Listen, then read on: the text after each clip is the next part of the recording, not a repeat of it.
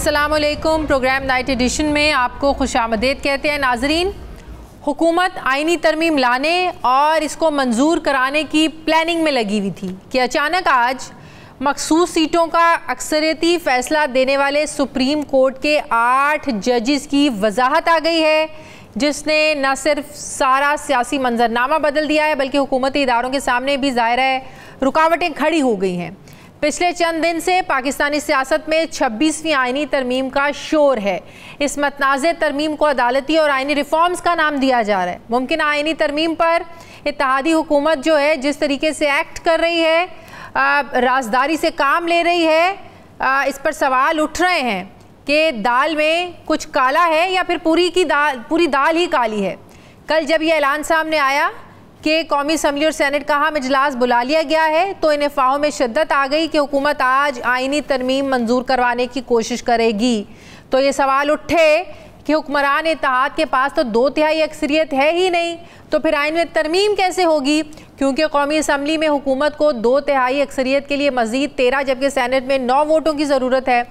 इसका जवाब ये आया कि हुकूमत 2/3 अक्सरियत पूरी करने के लिए पहले मौलाना फजलुर रहमान को मनाएगी, फिर जो कसर रह जाएगी वो PTI के आज़ाद उम्मीदवारों के वोट से पूरी की जाएगी। और इसी सिलसिले में कल रात गए प्राइम मिनिस्टर एक बार फिर से मौलाना फजलुर रहमान से मिले, लेकिन उधर से भी कोई वो मुतमईन वापस नहीं आए।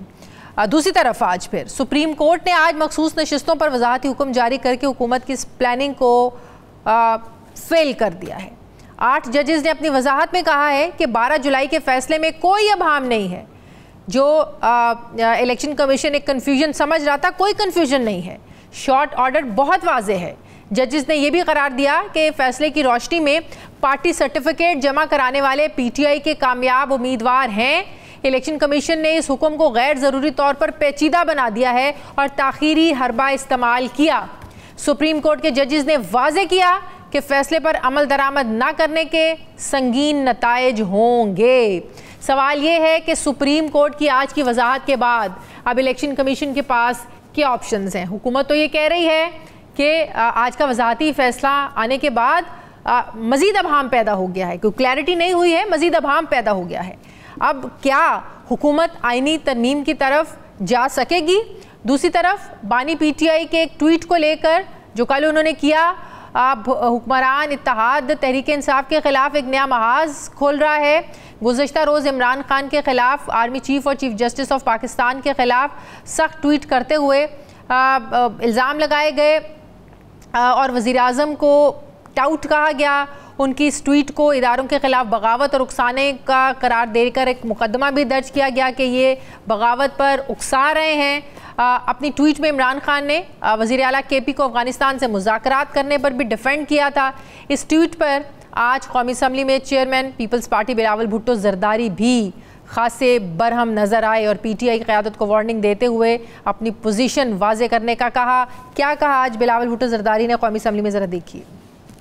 अगर खान साहब ने ये स्टेटमेंट दिया है तो फिर इस स्टेटमेंट का कॉन्सिक्वेंसेस है हमारे आइन, हमारे कानून के मुताबिक, और उन कॉन्सिक्वेंसेस को उसको भुगतना पड़ेगा। और फिर इनके जमात का जो रोना धोना होगा तब वो हमसे एतराज ना करे। खान साहब ने अगर ये स्टेटमेंट दिया है तो जो मसले खान साहब के लिए बनेंगे और खान साहब की जमात के लिए बनेंगे और खुदाना खास्ता हमारा जमहूरी निजाम के लिए बनेंगे, वो तो उनका जिम्मेदारी है। अगर खान साहब ने ये स्टेटमेंट नहीं दिया तो अब फौरी कायदे हिज़्ब इख्तिलाफ या उनके पार्टी का चेयरमैन एक्सप्लेनेशन दे।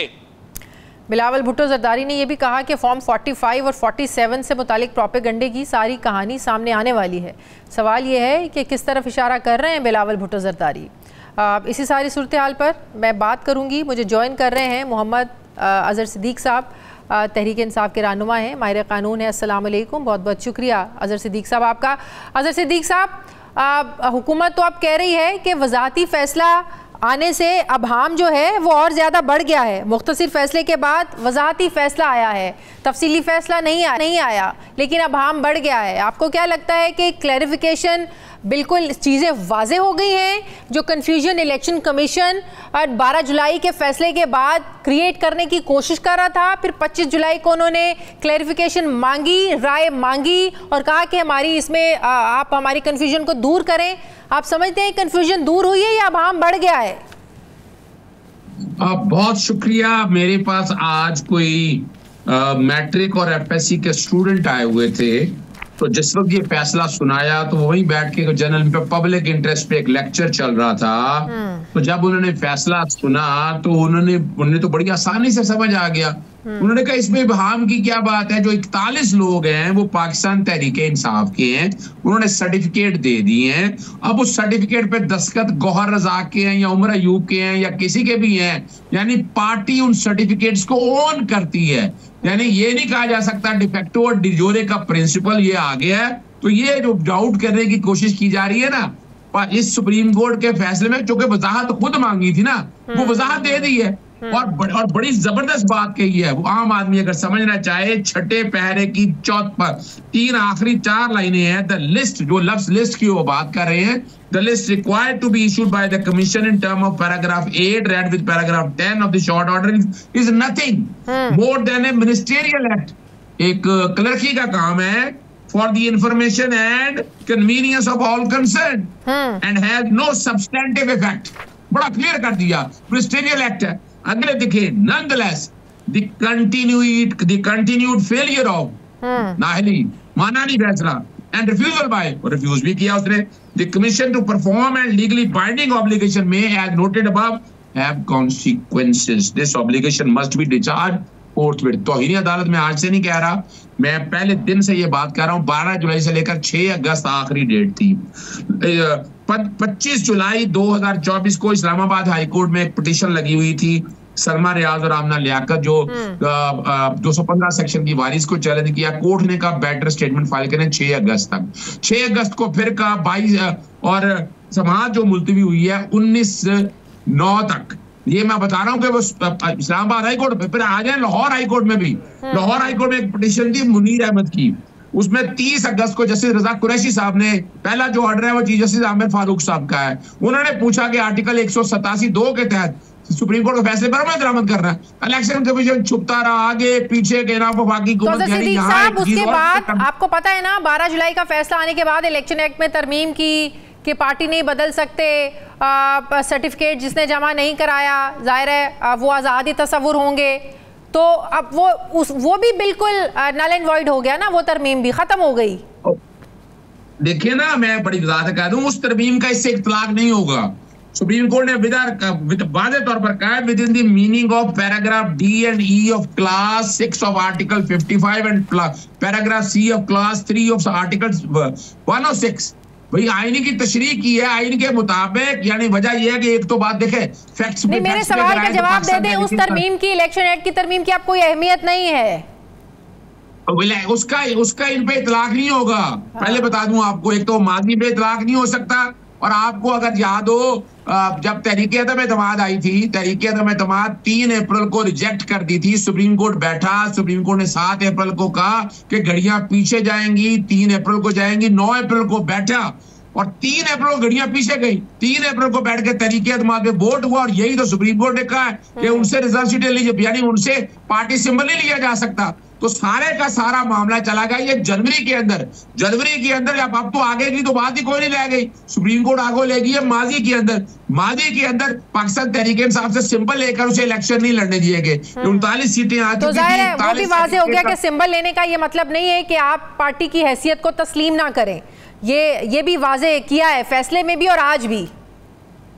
देखिए, उसमें तो आपको पता है कि 11 जजेस के आदमी थे। 8 जजेस ये थे, जस्टिस चीफ जस्टिस काजी फायजीसा साहब और जस्टिस जमाल मंदोखेल ने बड़ा वाज़ेह कह दिया था और उन्होंने भी लिखा था कि अपना इलेक्शन कमीशन ने वायलेशन की है। जस्टिस याहिया अफरीदी ने भी सिंगल नोट में लिखा था। यानी यहाँ तो 11 जजेस तो ऑलरेडी क्या बैठे हैं, लेकिन इस फैसले में बड़ी क्लैरिटी आ गई है। और एक जो जराये से बात चल रही है ना, वो कह रहे हैं कि गौर है या वो नहीं है अपना। हाँ, तासुर दुरुस्त नहीं है कि इलेक्शन कमीशन ने बैरिस्टर गौहर को PTI चेयरमैन के तौर पर तस्लीम किया। ये जराये से खबरें चल रही हैं। देखिए, मैं पहले बताता चलूं आपको, पार्टी के इलेक्शन हुए, इलेक्शन होने के बाद अभी तक वो डिसीजन, जब जो इलेक्शन हो गए तो एक सर्टिफिकेट लेना था, वो सर्टिफिकेट लेने से कोई फर्क नहीं पड़ता। अब उसमें गौर जो है वो डिक्लेयर हो चुके हैं चेयरमैन और मतलब कि आप जो इलेक्शन कमीशन की एक कंफ्यूजन थी कि बुनियादी ढांचे की अदम मौजूदगी में कौन सर्टिफिकेट्स की कौन तस्दीक करेगा, कौन सिग्नेचर्स करेगा, वो सारी कंफ्यूजन, सारे अभाम आज के वजाती फैसले के बाद दूर हो गए हैं। ना ना ना ना ना ना ना ना ना ना ना देखिए, इलेक्शन हुए, गलत हुए या सही हुए, क्या इलेक्शन कमीशन ने उसको कलअदम करार दे दिया? नहीं, बड़ी वाज़ेह तौर पर बात है। तो राय तो इसी में मांगी थी ना अजहर सिद्दीक साहब, राय में तो यही सवाल पूछे थे ना कि जब एक पार्टी का बुनियादी ढांचा ही नहीं है तो कौन तस्लीम करेगा, कौन सिग्नेचर्स करेगा, कौन तस्दीक करेगा? राय तो इसी पे मांगी थी ना। आपके सामने पढ़ देता हूं, मैं आपके सामने पढ़ देता हूं। Turning now to the specific clarification purportedly sought the PTI in reply as the next number of notices issued by a commission to the PTI to Barrister Gohar Ali Khan, and which itself identified the later as the chairman of PTI. ये खुद मैंने जो notice जारी किए वो election commission अगर नहीं मानता था तो क्यों लिखा चेयरमैन पीटीआई उन्होंने? और इसमें 3 सर्टिफिकेट का जिक्र है, 18 जुलाई का, 24 जुलाई का, 25 जुलाई का। तो ये तो क्लैरिकल काम है, यानी हम अगर सर्टिफिकेट पे दस्तखत गलत हो गए हैं तो इसका मतलब अभी जब पाकिस्तान तहरीक इंसाफ का इलेक्शन कलअदम करार देगी तब की बातें हैं। अभी पाकिस्तान तहरीक इंसाफ का इलेक्शन कलअदम बिल्कुल नहीं हुआ, पार्टी अपनी जगह एग्जिस्ट करती है और ये सर्टिफिकेट क्लैरिकल काम है, मिनिस्टेरियल काम है। इलेक्शन कमीशन कौन हो सकता है कि आइन के आर्टिकल 51 और 106 तो आप समझते हैं कि आज के वजाती फैसले के बाद आईनी तरमीम के रास्ते बंद हो गए हैं? ये सब लोग 41 लोग पीटीआई के लोग हैं, फ्लोर क्रॉसिंग 63 एक ही तशरीह वो हम सब के सामने है, वोट दे भी दें काउंट नहीं होगा, उल्टा रुकनियत मुअत्तल हो जाएगी।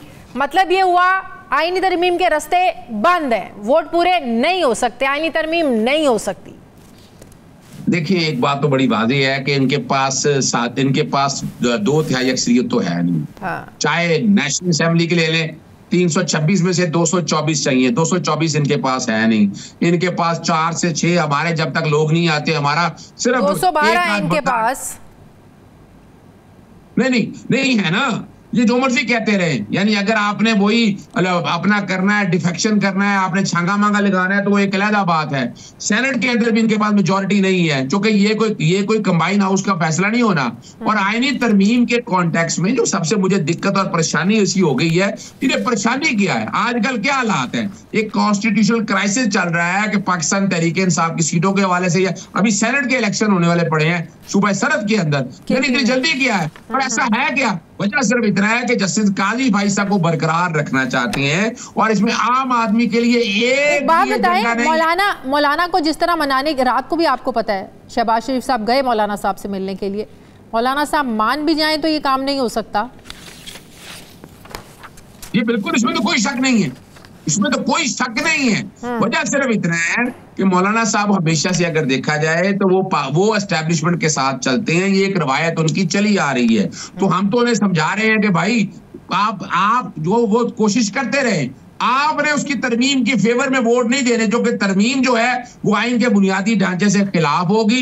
यानी ये बता दें कि क्या इन्होंने तो कोई ऐसी कोशिश या काविश की कि नीचे लोअर कोर्टों में, सेशन कोर्टों में, हाई कोर्टों में जो 20 लाख से ज्यादा मुकदमे हैं, जो अपना कमाल की बात है कि सुप्रीम कोर्ट इंडिया में 17 के जजेस यहाँ बात कर रहे हैं, यहाँ छोटे से पाकिस्तान के लिए 17 के हवाले से हम क्या करना चाहते हैं, करना ये चाहते हैं कि जस्टिस अजहर सिद्दीक साहब, इलेक्शन कमीशन इंडिपेंडेंट खुद मुख्तार आईनी इदारा है, लेकिन सुप्रीम कोर्ट ने आज के फैसले में जो एक सख्त लहजा कह लें, सख्त अल्फाज कह लें कि संगीन नताइज भुगतना पड़ेंगे अगर इम्प्लीमेंटेशन ना हुआ मखसूस नशिस्तों के फैसलों पर।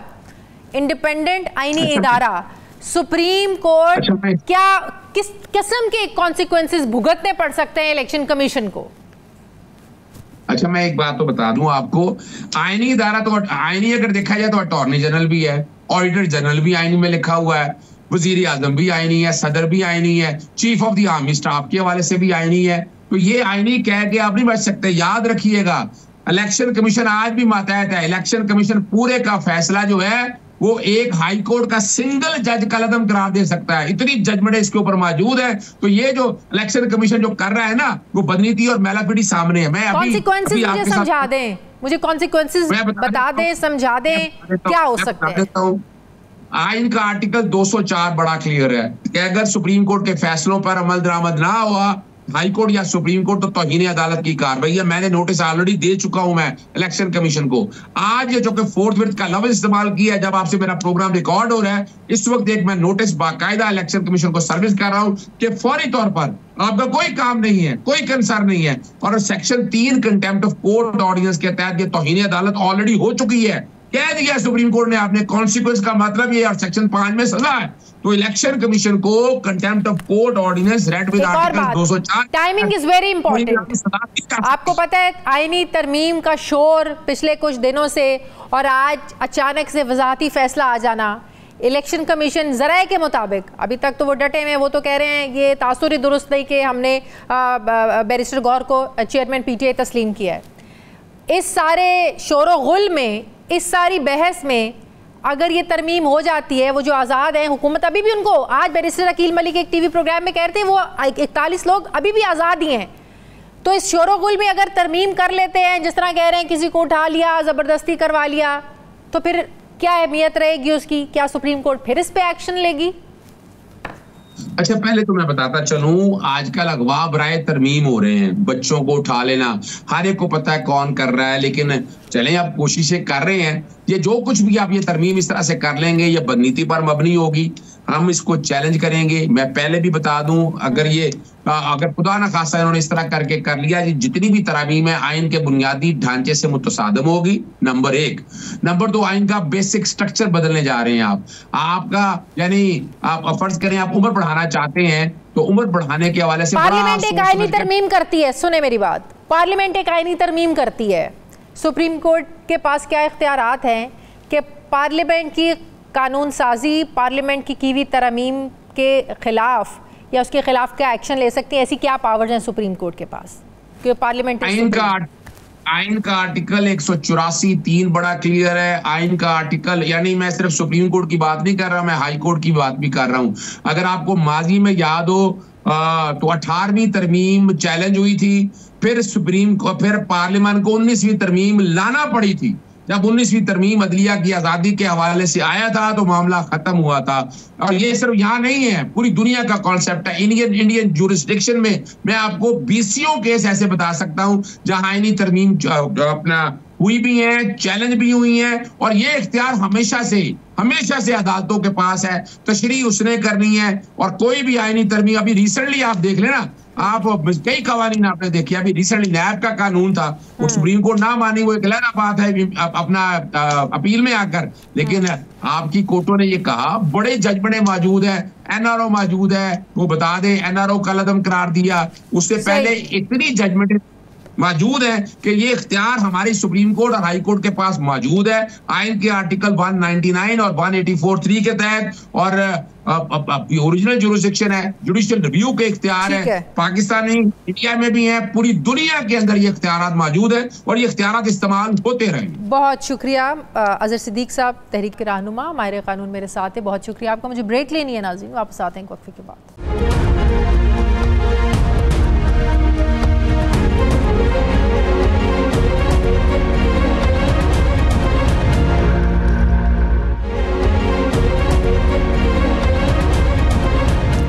ब्रेक के बाद एक बार फिर से आपको खुशामदीद कहते हैं नाजरीन। आज का अब बड़ा सवाल ये है कि क्या मखसूस सीटों पर सुप्रीम कोर्ट के वजाहती हुक्म ने हुकूमत का आईनी तरमीम लाने का ख्वाब चिकनाचूर कर दिया है? तो इसका जवाब हुकूमत कुछ ऐसे दे रही है। तलाल चौधरी साहब तो ये फरमा रहे हैं कि पार्लियामेंट को किसी किस्म की किसी की वजाहत की ज़रूरत नहीं है। इनडायरेक्टली ज़ाहिर है आज सुप्रीम कोर्ट का वजाहती बयान आया है मखसूस नशिस्तों के फैसले पर कि इलेक्शन कमीशन जो अभाम पैदा कर रही है वो रुकावटें डालने की एक कोशिश है, उसके मुतरादिफ है। तो हुकूमत ये वाज़े कर रही है कि पार्लियामेंट को किसी किस्म के वजाहती बयान की ज़रूरत नहीं है। अब दूसरा सवाल ये है कि क्या सुप्रीम कोर्ट के इस फैसले के बाद हुकूमत इत्तेहाद पार्लियामेंट में 2/3 अक्सरियत पूरी कर पाएगा? 12 जुलाई को सुप्रीम कोर्ट के 13 रुकनी फुल कोर्ट ने फैसला सुनाया था कि मखसूस सीटें तहरीक इंसाफ का हक हैं। इंतखाबी निशान ना होने का ये मतलब नहीं कि पीटीआई की कोई पार्लिमानी शनाख्त नहीं। सुप्रीम कोर्ट ने यह हुक्म भी दिया था कि इलेक्शन कमीशन तहरीक इंसाफ के उन मेंबरान को नोटिफाई करे जिन्होंने कागजात नामजदगी में पार्टी सर्टिफिकेट जमा कराया था, और जिन्होंने जमा नहीं कराया था उन्हें 15 दिन के अंदर अंदर अपनी पार्टी वाजे करने का मौका दिया गया था। इस फैसले पर बजाय इलेक्शन कमीशन अमल करता और नोटिफिकेशन जारी करता, उल्टा इलेक्शन कमीशन ने सुप्रीम कोर्ट से वजाहत मांग ली, पूछ लिया कि वो फैसले पर अमल करे तो कैसे करे कि आइन में पार्टी वाबस्तगी जाहिर करने का वक्त सिर्फ 3 दिन है। दूसरा एतराज़ ये लगाया कि पीटीआई ने अपने इंट्रा पार्टी इलेक्शन ही नहीं कराए, कोई स्ट्रक्चर ही नहीं है, कोई बुनियादी ढांचा ही नहीं है, ना कोई पार्टी चेयरमैन है, तो ऐसे में किसके दस्तखतों से सर्टिफिकेट माने जाएं।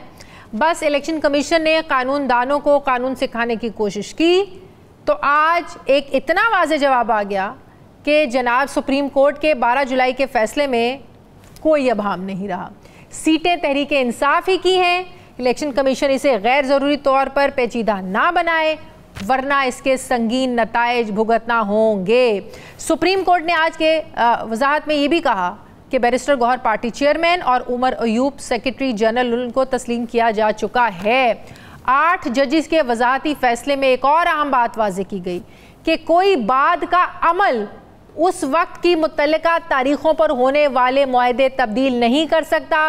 तयशुदा हैसियत के मुताबिक कामयाब उम्मीदवार तहरीक इंसाफ के ही रहेंगे। बज़ाहिर इस नुक्ते का इशारा इलेक्शन एक्ट में होने वाली उस तरमीम पर है जिस पर पार्टी एफिलिएशन जाहिर ना करने वालों को कहा गया था कि सीटें नहीं दी जा सकती और एक दफ़ा पार्टी ज्वाइन करने के बाद उसे तब्दील नहीं किया जा सकता। इसी पर मैं बात करूंगी। मुझे माहिर कानून आबिद ज़ुबैरी साहब ज्वाइन कर रहे हैं। अस्सलाम वालेकुम, बहुत बहुत शुक्रिया ज़ुबैरी साहब आपका। ज़ुबैरी साहब, हम तो ये सवाल उठा रहे हैं कि आज के सुप्रीम कोर्ट के वजाहती फैसले के बाद जो एक अभाम था या इलेक्शन कमीशन की जो कन्फ्यूजन थी वो दूर हुई या नहीं। उल्टा अब हुकूमत कह रही है कि पार्लियामेंट को किसी किस्म के वजाहत की ज़रूरत नहीं है, वजाहती बयानात की ज़रूरत नहीं है, तफसीली फैसला नहीं है, ये वजाहती बयान आया है। टाइमिंग आपके नज़दीक कितनी इम्पॉर्टेंट है इसकी? बिस्मिल्लाहिर्रहमानिर्रहीम। मैं यहाँ हुकूमत से बिल्कुल मुत्तफ़िक हूँ को उनको किसी वज़ाती बयान की ज़रूरत नहीं है, क्योंकि वज़ाती बयान उन्होंने तो नहीं मांगा था, इलेक्शन कमीशन ने मांगा था। इलेक्शन कमीशन ने वो एप्लीकेशन दी थी जिसमें उन्होंने कहा था कि जी ये बहाम है, आप इसको क्लियर कर दें, और वो इस ऑर्डर का हिस्सा था जो आपने अभी कहा 12 जुलाई का। और इन 41 लोगों ने 3 तारीख में, उसमें आपके सामने ऑर्डर की कॉपी मौजूद है, उसमें इन लोगों ने अपने हल्फनामे जमा करा दिए।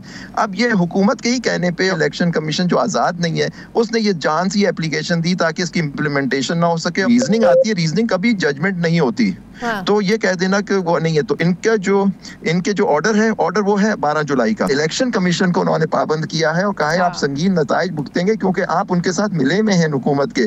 तो ये जो वैसे भी आईनी तरमीम जो एक जुडिशरी के खिलाफ ये करने जा रहे हैं वो वैसे भी नहीं कर सकते, क्योंकि आप जुडिशरी से उसकी जुडिशल पावर नहीं ले सकते, उसको आप इस तरह नहीं कर सकते कॉन्स्टिट्यूशनल कोर्ट बना दें, आप अपने मर्जी के जज के लिए आप सबके लिए उम्रें बढ़ा दें ताकि जो आपके मनपसंद जज हैं और आप समझते हैं कि चीफ जस्टिस आपके हक में चल रहे हैं, आप उनको एक्सटेंशन दे दें। तो ये सारी चीजें हैं, ये आज़ाद अदलिया के खिलाफ हमला है। और वो कह रहे हैं उनको बिल्कुल खुद जस्टिस चीफ जस्टिस काजी फाइजा जो उस वक्त जज थे मिलिट्री कोर्ट्स का जो 21वीं तरमीम का केस में कह चुके हैं, आप देख लीजिए पैरा नंबर 23 और 28 में उन्होंने खास तौर पर कहा है कि कोई आईनी तरमीम जो एक मुतसाद होगी फंडामेंटल राइट से, बुनियादी हुकूक से, उसको चैलेंज किया जा सकता है। और उन्होंने 21वीं तरमीम को अल्ट्रा वायरस डिक्लेयर किया था फाइजा साहब ने। आई होप उनको ये अपनी जजमेंट याद हो जो मिलिट्री कोर्ट्स में दी आज के हालात को देखते हुए। तो इलेक्शन एक्ट में तरमीम उसकी भी फिर कोई अब वैल्यू नहीं है इस वजाहत के बाद? नहीं है, क्योंकि आप किसी एक्ट से एक झैली कानून बना के सुप्रीम कोर्ट के ऑर्डर की जजमेंट को नफी नहीं कर सकते। हाँ, आप वैलिडेशन कर सकते हैं, सुप्रीम कोर्ट किसी लॉ में पॉइंट आउट करे कि ये गलती। यहाँ उन्होंने तशरीह की है आर्टिकल 51 की, आप आर्टिकल 51 की तशरीह को किसी झैली कानून से बना के तो नहीं चेंज कर सकते। अगर सुप्रीम कोर्ट किसी आइन कानून को भी कह देती है कि ये इसका तसादुम है आइन के साथ और डिक्लेयर कर देती है अल्ट्रा वायरस, यानी इस कानून का कोई हैसियत नहीं है। अब आपको भी लग रहा है, मुझे भी लग रहा है कि इस वजाती ऑर्डर के बाद इलेक्शन ये जो आईनी तरमीम है अभी नहीं हो सकती, but there is still confusion. वो ये कि इलेक्शन कमीशन जो 12 जुलाई के बाद सुन लेना मेरी बात सुन लेना, 12 जुलाई के बाद जाहिर है इलेक्शन कमीशन अगर नहीं करना चाह रहा तो वो सारी कंफ्यूजन क्रिएट की ना, वजाहतें मांगी, कंफ्यूजन है, ये है, अभाम है, फलां है। अब अगर इस फैसले पर अमल दरामद नहीं होता और इसी के बीचों बीच ही आईनी तरमीम हो जाती है, फिर उसकी क्या हैसियत होगी?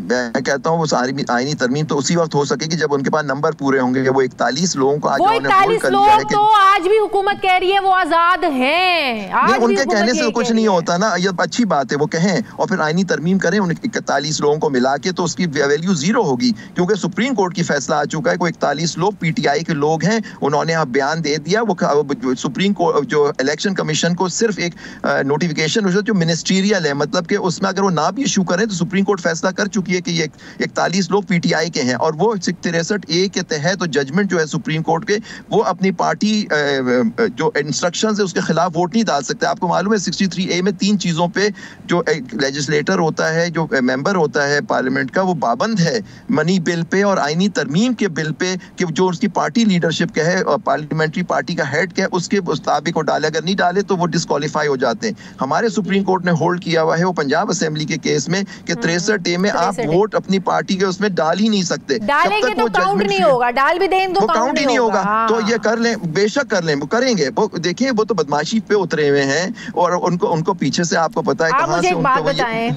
यहाँ पर कोई पहली दफा तो आईनी खिलाफ वर्जी नहीं होने जा रही। डेटों पे डेटें दी गई, डेटों पे डेटें दी गई, इंतखाबात अपने वक्त पे नहीं हुए, ठीक है, अभी तक केपी में सेनेट के इलेक्शन नहीं हुए, सारे काम रुके हुए हैं। तो आपको लगता है इस हुकूमत के नजदीक इस वजाती ऑर्डर की कोई अहमियत है? इस काबिल नहीं है उनके नजदीक तो कोई, उसके नजदीक तो सुप्रीम कोर्ट की कोई अहमियत नहीं है। वो तो चाहते हैं वो उनके घर की बांदी बन जाए जो ये तरमीम करने जा रहे हैं। ये सुप्रीम कोर्ट को बेहतर नहीं करने जा रही है। सुप्रीम कोर्ट पे चाह रहे हैं अपने मर्जी के चीफ जस्टिस को लाना या इनको एक्सटेंशन देना ताकि उनके हिसाब से फैसले होते हैं। वो चाह रहे हैं जस्टिस मंसूर अली शाह जो सीनियर मोस्ट जज हैं और आइन के तहत इस वक्त उनका नोटिफिकेशन भी ना निकालना एक बदनीयती पे इन पर मबनी है। वो चाहते हैं वो चीफ जस्टिस ना हो। ये सब बदनीयती पूरी आवाम उसको देख रही है और ये आप जानते हैं कि इनका ये लोग तो इसलिए क्योंकि ये तो अनइलेक्टेड लोग हैं, ये तो फॉर्म 47 की पैदावार है। जाहिर बात ये इलेक्शन हारे में है, बिल्कुल आपने बजा फरमाया कि जो, लेकिन उस वक्त के चीफ जस्टिस साहब उस कोर्ट ने उनके खिलाफ कंटेम्प्ट लेनी चाहिए थी। आज उन्होंने लिखा है कि सख्त अगर ये आज नोटिफिकेशन नहीं करते और जो वो नहीं कर सकेंगे क्योंकि उनके मास्टर से ऑर्डर आएगा कि आप नहीं करें, तो मंडे को सुप्रीम कोर्ट को उनके खिलाफ एक्शन शुरू करना चाहिए। बहुत शुक्रिया आबिद जुबैर समायर कानून मेरे साथ शुक्रिया आपका। मुझे ब्रेक लेनी है नाज़रीन, वापस आते हैं छोटे से वक्फे के बाद।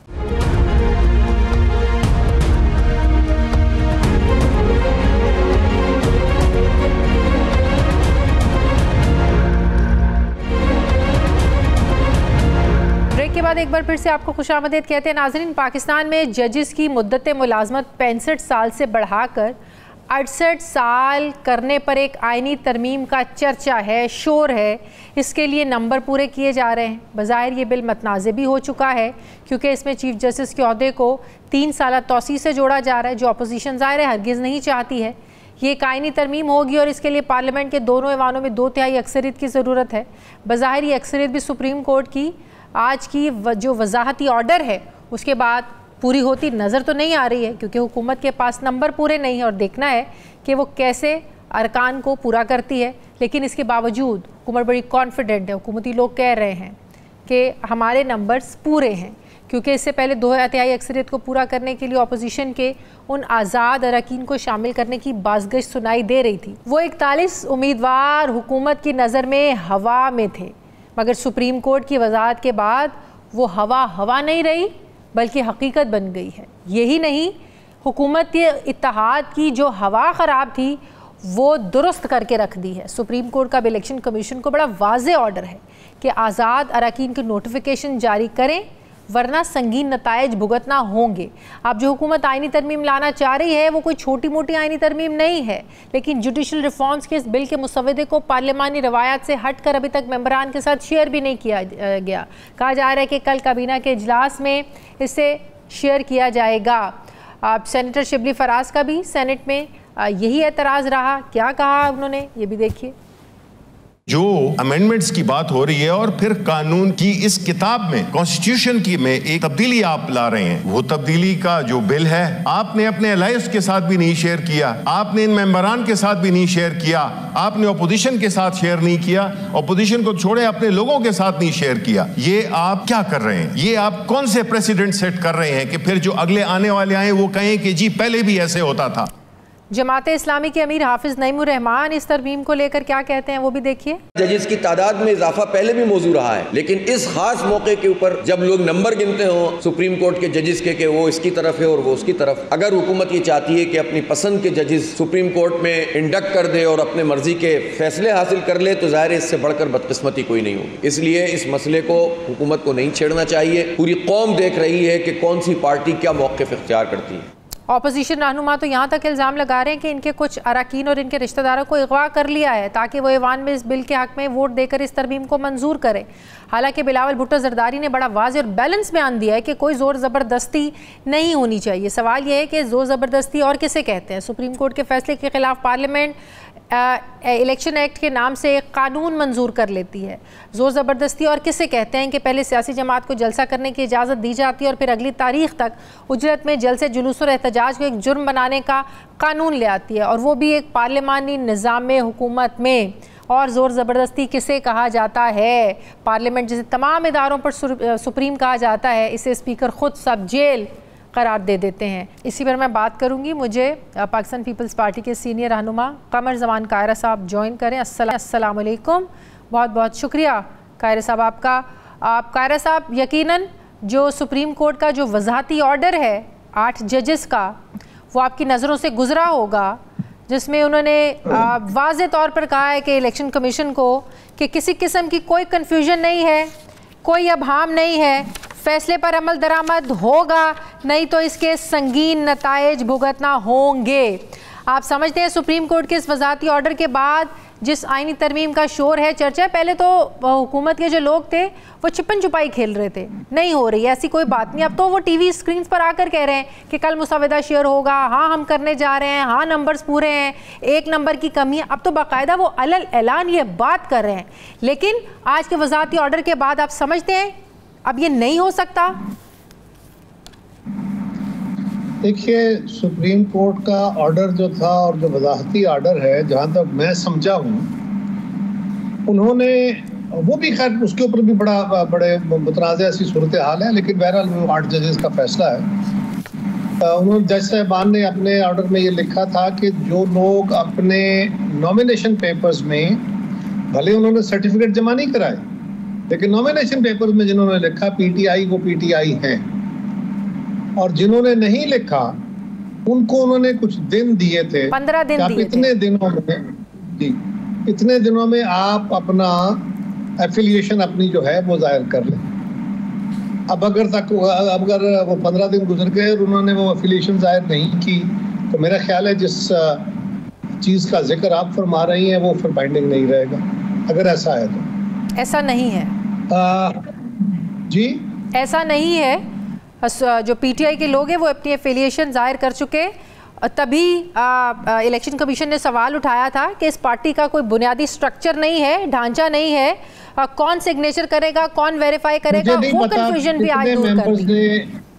मुझे नहीं पता कि कितने मेंबर्स ने अपने सर्टिफिकेट जमा कराए हैं, इसलिए मैं कह रहा हूँ जिन मेंबरान ने जमा नहीं कराए होंगे, अगर सबने करा दिए हैं और वो अभी विड्रा नहीं करते, अभी तक तो वो इम्प्लीमेंट नहीं हुआ, अगर वो विड्रा कर लेते हैं अपने सर्टिफिकेट्स या इस तरह कोई सूरत हाल बन जाती है, तो ये कोई इतना सिंपल नहीं होता कि एक ऑर्डर आ गया तो उससे सारा कुछ ऐसे हो गया। बहरहाल एक अजीब सी सूरत हाल ज़रूर है। और पहले इशू था जो उसका मौलाना फजलुर रहमान साहब ने भी अपने उनका क्लिप चलाया है जी, वो सिर्फ चीफ जस्टिस की ज़ात की हद तक था। ये कि जजेस की उम्र, सुप्रीम कोर्ट के जजेस की उम्र 68 साल कर दी जाए और हाई कोर्ट की 62 से 65 कर दी जाए, ये तो बहुत अरसे से मुख्तलिफ हुकूमतों के दौरान हमारी अपनी हुकूमत में ये तजवीज़ रही, लेकिन इसको उस वक्त अप्रूव न किया गया और उसकी बहुत सारी वजूहात हैं।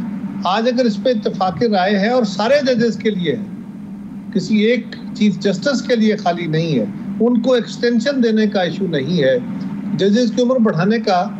ये दुनिया में रिटायरमेंट की एज 56, 58, 60, 62, 65, 68 ये हुई है, इंक्रीज हुई है। आज अगर पाकिस्तान में हो रही है तो ये दुरुस्त अपनी जगह कि एक तनाजुर इस वक्त जो है, एक तरफ लोग ये सोच रहे हैं कि जी ये हुकूमत अपने मर्जी के जज लाना चाहती है। मैं गुजारिश कर रहा था कि जज साहिबान की उम्र बढ़ाने की हद तक तो ये बात पुरानी चलती आ रही थी। अब अगर ये किया जा रहा है तो इसमें किसी एक को फेवर करने का इशू नहीं है। लेकिन मैं सवाल कर रही थी कि टाइमिंग मैटर करती है, टाइमिंग मैटर करती है। मैं गुजारिश करता हूँ, टाइमिंग कोई भी देख लेते हैं जी। हर वक्त हर चीज के ऊपर टाइमिंग के ऊपर सवाल उठाए जा सकते हैं, ये कोई ऐसा इशू नहीं है। सवाल ये है कि इस वक्त पीटीआई और उनके मौक़िफ़ को लेके जो डिबेट छिड़ी है, वो बुनियादी तौर पे डिबेट ये है कि हुकूमत चाहती है कि जजेस की तादाद बढ़ा दी जाए, इसलिए कि हुकूमत के हामी जजेस बशमूल चीफ जस्टिस उनकी तादाद थोड़ी है और हुकूमत के मुखालिफ जजेस की तादाद ज्यादा है जो पीटीआई को फेवर करती है। ये एक थीसिस है ना, ऐसा ही है ना? जी जी जी जी। अच्छा, अगर ऐसा है तो इसका मतलब ये है कि आप पीटीआई में हम सारे पूरी अदलिया को कंडेम कर रहे हैं। कैसे कर रहे हैं? हम कह रहे हैं कि ये जजेस जो हैं, ये 6-7 ये तो हुकूमत के साथ मिले हुए हैं और ये जो है ये पीटीआई के साथ मिले हुए हैं या हुकूमत के मुखालिफ हैं। तो ये दोनों तरफ को हम कंडेम कर रहे हैं, हम कंटेम्प्ट कर रहे हैं और ये बड़ी खतरनाक बैलेंस कर रहे हैं, कंटेम्प्ट कर रहे हैं, बैलेंस कर रहे हैं कि आधे हमारे हो जाए आधे उधर चले जाए। बैलेंस तो नहीं हो रहा है। बैलेंस की बात नहीं कर रहा, मैं कंटेम्प्ट की बात कर रहा हूँ कि हम सारे कंटेम्प्ट कर रहे हैं। हम अपने जजेस को, सुप्रीम कोर्ट के चीफ जस्टिस समेत तमाम जजेस को हम 2 ग्रुप्स में डिवाइड कर रहे हैं और ये कह रहे हैं कि एक ग्रुप क्योंकि छोटा रह गया है और ये हुकूमत के साथ मिला हुआ है और इसकी तादाद बढ़ाने के लिए, क्योंकि दूसरा ग्रुप इमरान खान के साथ मिला हुआ है जजेस का, लिहाजा इनकी तादाद बढ़ाने के लिए कि गवर्नमेंट के हामी जजेस की तादाद बढ़ जाए, हुकूमत अमेंडमेंट करना चाहती है। तो हम क्या कर रहे हैं? लेकिन जब नंबर पूरे नहीं है तो इधर उधर हाथ पैर मारकर इतनी क्या उजलत, इतनी क्या जबरदस्ती, नंबर ही पूरे नहीं है। मौलाना साहब भी चाह रहे हैं कि ये काम नहीं होना, नंबर पूरे नहीं है। ये बात देखें ना, आप कौन, मैं कौन, नंबर पूरे नहीं है। कल फैसला हो जाएगा, जब अमेंडमेंट आएगी, नंबर हुए तो वोट हो जाएगा, नहीं होंगे तो नहीं। मैं कौन का क्या मतलब? कुछ चीजें आपको नजर आ रही होती है ना, मैं कौन का कोई मतलब नहीं है। मैं अपने आप को कह रहा हूँ जी, मैं कौन और आप कौन, मैं ये कह रहा हूँ, मैं आपको नहीं कह रहा। दूसरी बात है कि आप एकदम उसको माइंड कर गई। दूसरी बात ये है कि आप भी कौन, इसलिए कि ये तो असेंबली के मेंबरों ने करना है। हाँ। और ये मामला असेंबली के अंदर अगर आता है, वहां अक्सरियत होगी तो बिल पास हो जाएगा, नहीं होगी तो नहीं आएगा। और जब भी कोई 2/3 के लेवल की अक्सरियत पास लेनी होती है तो आपको हाथ पांव मारने पड़ते हैं। बाज़ औक़ात आपको सिंपल लेजिस्लेशन के लिए भी अपने मेंबरान को बुलाना पड़ता है। मारने वाला भी जो सिलसिला है ना, वो 63 की तशरीह के बाद जो था, मेरे ख्याल में वो भी बहुत सारी चीजें क्लियर हो गई हैं कि जोर जबरदस्ती से अगर कोई फ्लोर क्रॉस जी नहीं, ऐसा नहीं है जी, ऐसा नहीं है। मैंने अर्ज किया कि जिन मेंबरान को सुप्रीम कोर्ट ने सुन्नी तहरीक से आज़ाद किया था, अगर उनके एफिडेविट अभी तक अदालत अपने इलेक्शन कमीशन में सर्टिफाइड नहीं हुए तो वो आज़ाद हैं। मेरी राय है, हो सकता है मेरी राय गलत हो।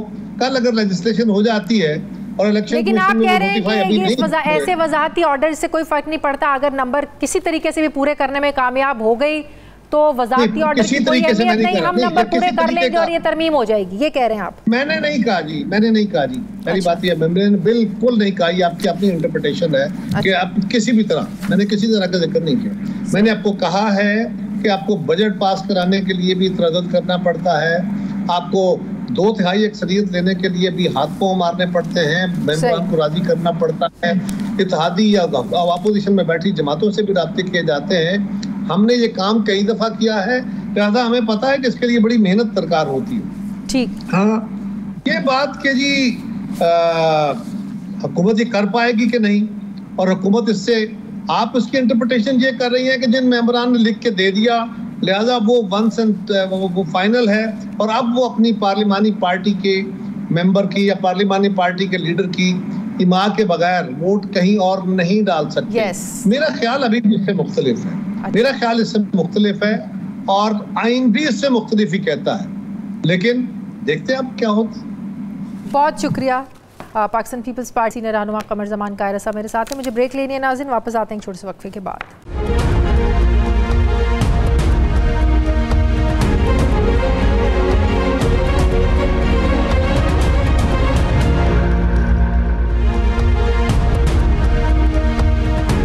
ब्रेक के बाद एक बार फिर से आपको खुशामदीद कहते हैं नाज़रीन।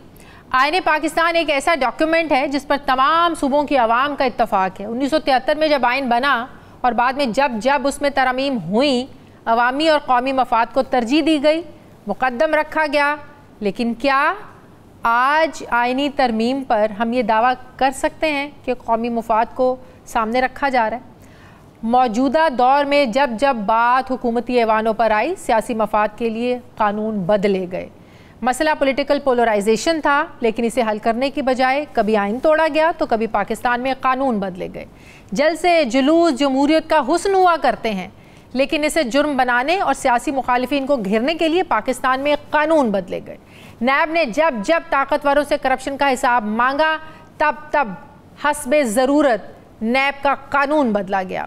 मुल्क की सबसे बड़ी अदालत ने जब पिछले साल हुकूमत वक्त के खिलाफ फैसले दिए, पहले इख्तलाफी नोट का दौर चला, फिर चीफ जस्टिस की सोमोटो नोटिस लेने की पावर का कानून बदला गया। अदालत ने 2 सूबों में 90 रोज़ में इलेक्शन करवाने का हुक्म दिया। कभी पार्लियामेंट में करारदादें पास की गईं तो कभी इलेक्शन की डेट में रद्दोबदल का कानून बदला गया। सुप्रीम कोर्ट ने मखसूस सीटों पर फैसला तहरीक इंसाफ के हक में सुनाया तो बजाय अमल दरामद के हुकूमत वक्त ने एक बार फिर इलेक्शन एक्ट का कानून बदला। आज फिर सुप्रीम कोर्ट के 8 जजेस ने मखसूस सीटों पर वजाहती हुक्म जारी किया है, ऑर्डर दिया है, जिसमें बज़ाहिर कहा गया है कि कानून बदलने से काम नहीं चलेगा, फैसले पर अमल दरामद करना पड़ेगा, नहीं तो संगीन नताइज भुगतना होंगे। कानून की नाज़रीन पहली किताब ज्यूरिस्प्रूडेंस है, जो बताती है कि कानून कैसे अमल में आता है। इंसानी हुकूक से शुरू होकर रस्म व रिवाज हत्ता कि मजहबी आज़ादी को कैसे कानून बनाकर इंसानी मुआशरे को तरतीब दिया जाता है। लेकिन ये हमारा कौन सा मुआशरा है जहाँ सियासी तकसीम को सियासी दुश्मनी का रंग देकर उन्हें कानूनी शक्ल दी जा रही है। बाज़ क़वानीन तो ऐसे बन रहे हैं जिन्हें देखकर ये एहसास होता है कि सियासतदान जिस डाल पर बैठते हैं उसे ही काटने में लगे हैं। जमहूरी अमल के ख़िलाफ़ ताकत को और ज़्यादा ताकत दे रहे हैं। इसी पर मैं बात करूँगी। इरशाद भट्टी साहब सीनियर सहाफ़ी तज्ज़ियाकार मुझे ज्वाइन करें। अस्सलाम वालेकुम, बहुत बहुत शुक्रिया भट्टी साहब आपका।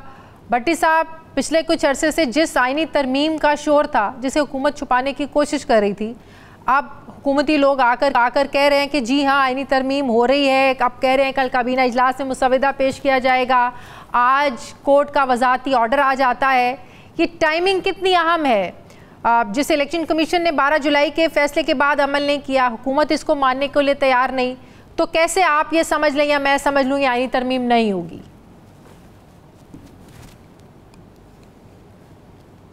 पहली बात तो ये है कि आपने चूँकि जमहूरियत का नाम इस्तेमाल किया अपने इंट्रो में, जैसा कि जमहूरियत का नाम इस्तेमाल कर रहे हैं हमारे सिविलियन डिक्टेटर्स, हमें अब ये मान लेना चाहिए और खुले दिल से मान लेना चाहिए कि हमारे यहाँ जहाँ निज़ाम फ़ेल हो गया वहाँ जमहूरियत फ़ेल हो गई है। वो जमहूरियत नहीं जो अमेरिका में है, बरतानिया में है, यूरोप में। मैं उस जमहूरियत की बात नहीं कर रहा। जो जमहूरियत हमारे यहाँ है, ये जमहूरियत फेल हो गई है। या जमहूरियत चलाने वाले बदलो या ये जमहूरियत बदल दो।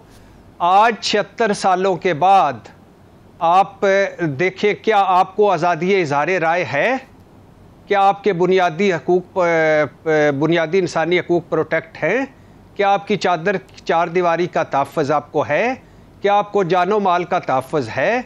क्या आपको अच्छा स्कूल मिला हुआ है? क्या आपके पास अच्छा अस्पताल है? क्या आपको कोई हुकूमत रिलीफ देती है? और जो आप टैक्स देते हैं उसके बदले में हुकूमत आपको कुछ देती है? तो ना ये जो जमहूरियत चलाने वाले हैं ना इनके ज़ेन जमहूरी हैं, ना ये खुद जमहूरी हैं, ना इनकी पार्टियां जमहूरी हैं, ना इनको जमहूरियत का पता है, ना ये जमहूरियत पे अमल पैरा हैं।